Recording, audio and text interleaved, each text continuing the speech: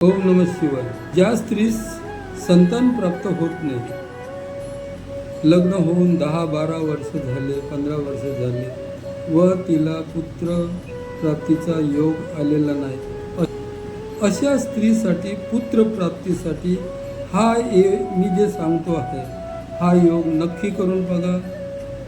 त्याने निश्चित गर्भधारणा होते.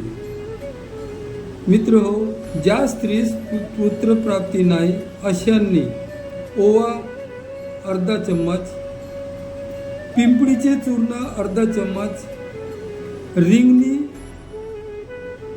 रिंगणीचे फळ असते, छोटे छोटे काटेरी फळ असते, त्याचे चूर्ण अर्धा चम्मच व नागकेशर अर्धा चम्मच, ह्या चारही वस्तूचे अर्धा चम्मच एकत्र करून त्यात गाईचे तूप 2 चम्मच मिळवून घुटून मासिक पाळीच्या 4थ्या दिवसापासून सलग 10 दिवस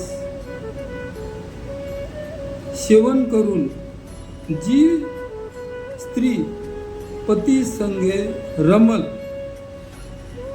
तिला वांज जरी असेल त्या स्त्रींना निश्चित गर्भधारणा होऊन पुत्र प्राप्तीचा योग येईल.